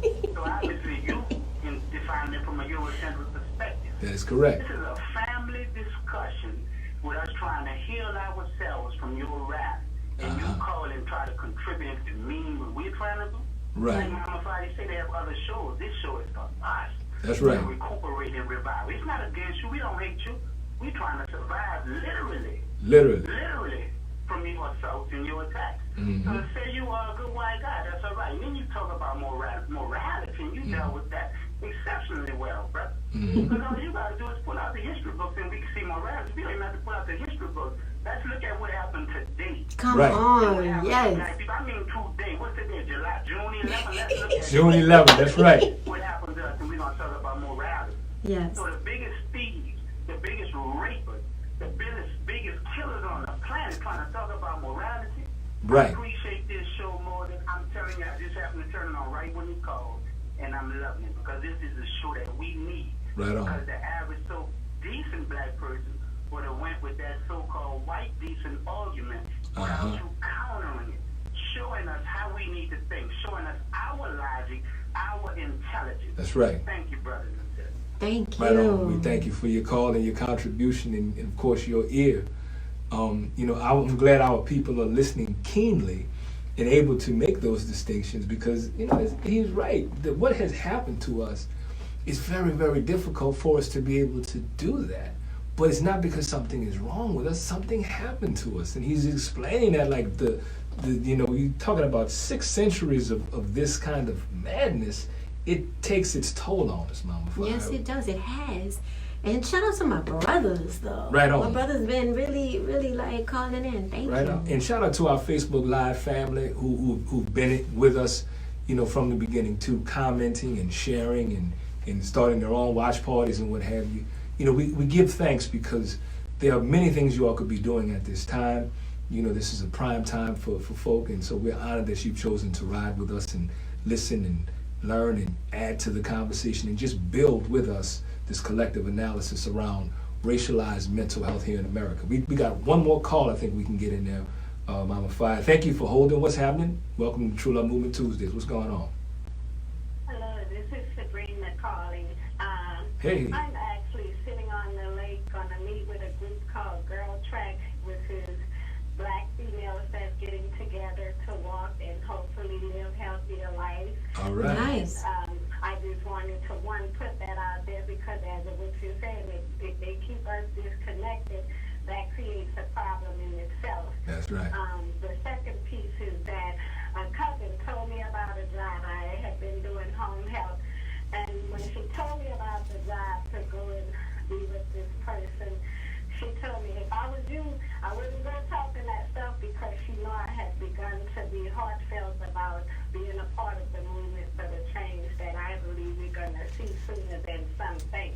That's right. But she was just saying, I wouldn't have that conversation if I was you. I said, well, I'm glad you're not me, because if you call me knowing what position that I'm in and where I stand on this, you should call somebody else. Right. Because I'm going to have the conversation, especially because she brought to me that they had perceived that they were racist, of already working with this family. So I've gone in and I've talked about these issues and how I believe part of it, the disconnect is now between all sides, because I'm light-skinned, so I kind of get it from both sides, or have gotten it from both sides.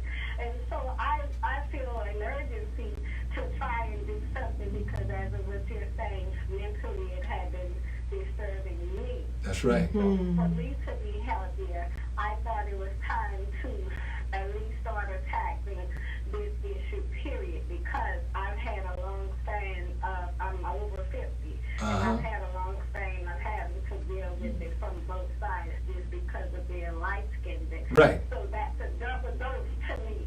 So now I'm trying to heal, as what you say, and open the floor to conversation, because I know rules say don't talk politics, race, religion, all that stuff, and I'm like, throw that out the window with the man in the box. Right.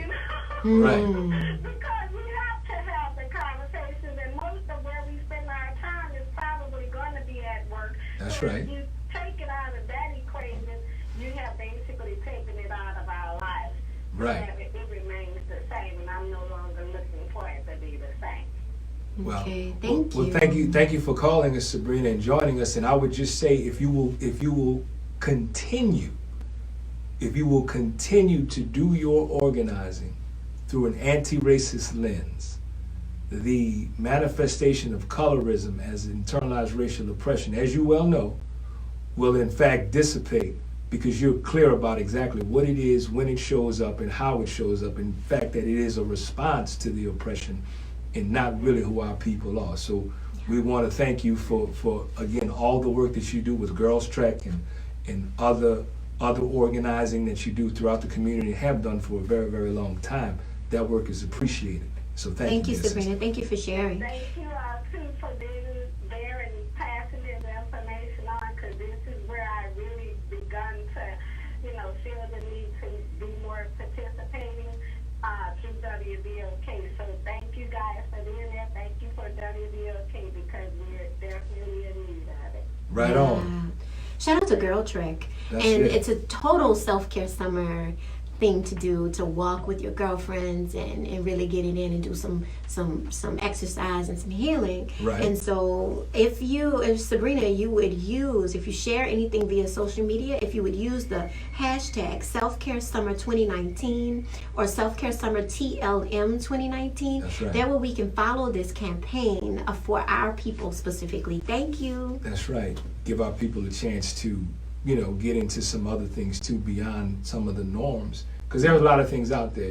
People many times will talk about whether it's Girl Trek or other self-care models and say, hey, you know what? See, what black people, we need to have our own thing, man. We need to have something like we start from that place of lack, because we really don't know all what's out there. What we do have, right? And the fact of the matter is we have so many things, and True Love Movement has remained very consistent in our organizing, and one of the things that we're able to do is help develop and cultivate networks and nets that really work, as Ron Chisholm would say, lifting up Ron Chisholm again. Yeah, we should have him on the show. Definitely see if we can track him down, because the brother, he's a busy man. He's busy these days, busy chilling out a little bit, because Relaxing his nerves. He's been soldiering for well over 60 years, nearer to 70 years, and so really his whole life. So so we respect his time, and we respect yours too, family. It's been a fast 2 hours, Mama Fiyah. It's been a beautiful 2 hours. This has been a good show. Racialized mental health.